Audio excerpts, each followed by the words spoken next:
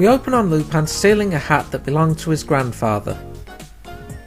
Zenigata intervenes and chases them into a room of pots. Zenigata pulls out a pungi that sounds like bagpipes for some reason, and draws out the snakes inside the pots along with Lupin and Jigen. The ensuing chase ends with Zenigata caught in a snake's jaws, but Lupin and Jigen aren't heartless when it comes to helping him at least. Back at the hideout, the gang find a note from someone named Gregoire, detailing an opal statue of Venus that he was borrowing from Arsene. They decide to head out to the castle detailed in the note, but immediately meet with resistance. Lupin tries pole vaulting, but the bridge just lowers again. Inside isn't much better, as Lupin narrowly avoids a dagger to the head. Not to mention nearly falling through a trapdoor. Fujiko's greed doesn't help matters either, with only the age of the lion head she tries to steal from saving her hand. Oh, and robot guards to round things out. Eventually, the gang come across a building with smoke coming from it. Inside, they find a man who introduces himself as the caretaker, and mentioning Gregoire III, the only survivor, is on holiday. He was instructed to lead Lupin to the statue and justifies the traps by telling the gang they should have said they were coming. They're treated to a meal, but Lupin's more interested in the statue, so the caretaker offers to lead him to it. The rest of the gang sit down to the meal, making the staff taste for poison. Satisfied, they enjoy themselves but don't notice the chef pressing a button. Said button allows sleeping gas into the room. The statue is in the main garden, which arouses Lupin's suspicion as he figures someone would have stolen it by now. The caretaker simply says that most thieves just gave up, but there aren't any traps, as he demonstrates. Lupin presses forward, being hit by a child's baseball rather than any real trap. He's then harassed by an old man looking for his son, as the staff watch, now dressed in lab gear. The rest of the gang wake up in a cage, with Fujiko finding a picture that reveals the caretaker's identity. As Lupin deals with a flock of sheep, the gang feel around for an escape route, discovering a leak that leads to a sewer line. Fujiko gets her foot caught, but Jigen and Goemon run on ahead. They find Lupin and try to snap him back to reality. This is followed up by a group of camel riders passing by. The old man from before reveals he's actually Gregoire II, and mentions that he had no intention of returning the statue. Fujiko joins everyone, having gotten her foot free, but doesn't see the camels. Lupin realises the butterflies are exhibiting some kind of hypnosis and races ahead. Gregoire II is chased to the control centre, where he has the staff surround the statue with a lethal barrier. Worse still, Lupin is trapped inside. At least until he unmasks from his Gregoire III outfit, having already stolen the statue. The figure they saw was the actual Gregoire III. The gang leave them to ponder getting him out, and Lupin explains that he did some disguise swapping after charging ahead, leaving Gregoire III in the general area of the statue's site. A bit fillerish here and there, but an entertaining enough episode. The caretaker being Gregoire was kind of obvious, but they do manage to throw a curveball by revealing that Gregoire II was still alive at least.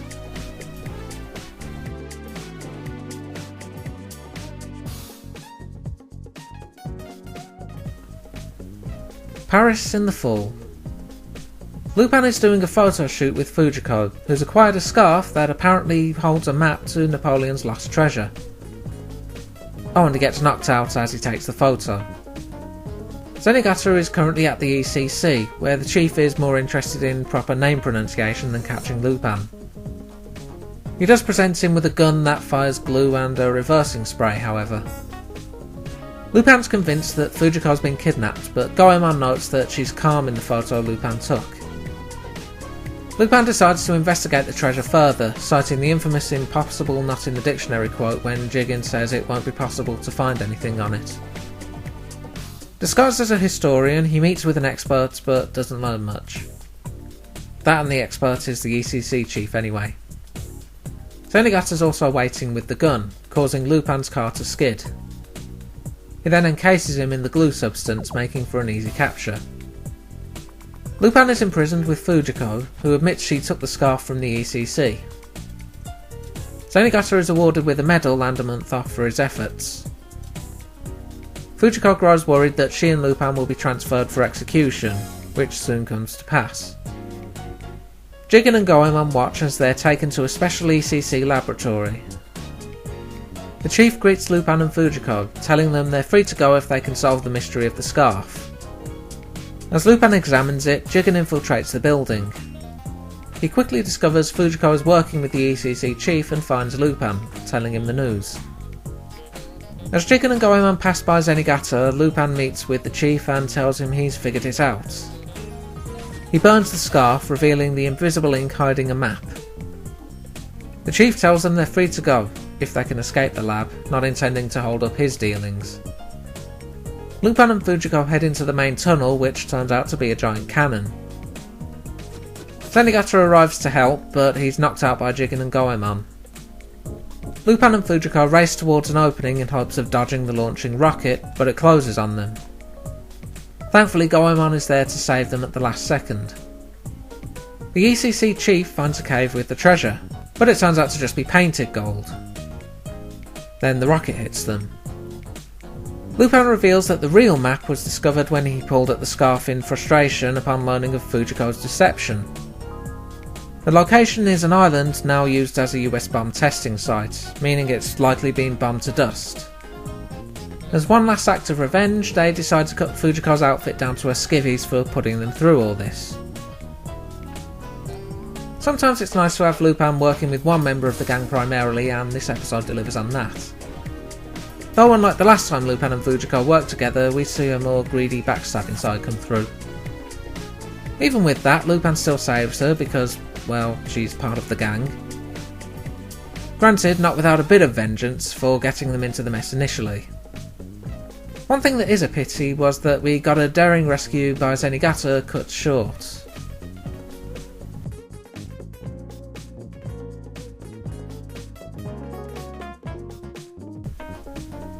As Lupin enjoys a dance with Fujiko, a young girl named Francois watches with envy. She listens in on their conversation, learning Lupin plans to steal the Andalusian star diamond. Located in Istanbul, Zenigata meets with the police chief there. He gets berated for eating during prayer time, though this was just to disguise Lupin messing with him. Zenigata heads to Topkapi Palace, where the diamond is displayed. The curator tells him that no one would steal something on a day of rest, but Zenigata ties himself to the display case anyway. Lupin enters, but it turns out to be a decoy. Jigen knocks him out while he rants, and they make off with the diamond. Goemon cuts it up as everyone admires it, revealing it as a fake. Back in Paris, a calling card is sent to the Louvre, detailing the upcoming theft of the Oppenheimer Rose ruby. Lupin is as confused as anyone about this, hearing a voice calling to him. He's led to Francois, who shows him the real Andalusian star, and a dog that is also named Lupin. Francois reveals that she's Lupin's neighbour, the daughter of a man named Sobacus. She grows annoyed at being compared to Fujiko, however. Meeting with the gang, Francois tells them she swapped the diamond out, as well as the Oppenheimer Rose, thanks to her father being a jewel expert. She now wants their help to return it because her father's in bad health. With the calling cards sent, the gang figure they may as well. Zenigata's once again on security, testing out the various methods of protection. The gang watch disguised as cleaners, and Francois has an idea. She offers to help set up a wire to airlift the case and switch the ruby back.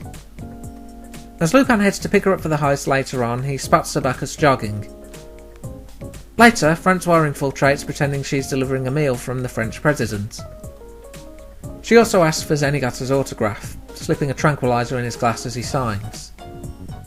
Zenigata falls for it, figuring a glass of water is safer than the food. Lupin deals with the microphone and smoke detector first.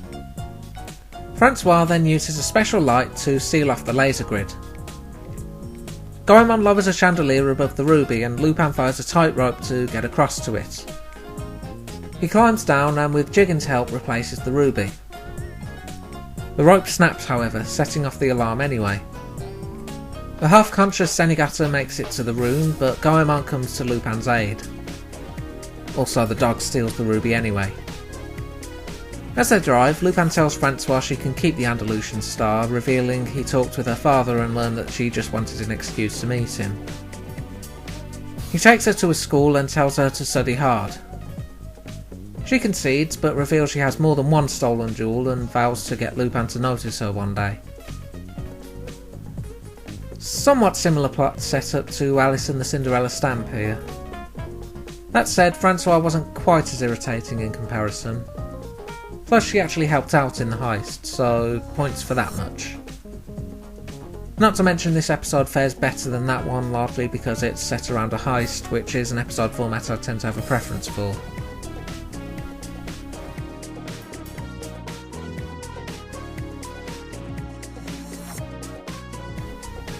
A scientist named Pancho and his wife develop a machine to turn corn into popcorn, so they can end a looming food crisis.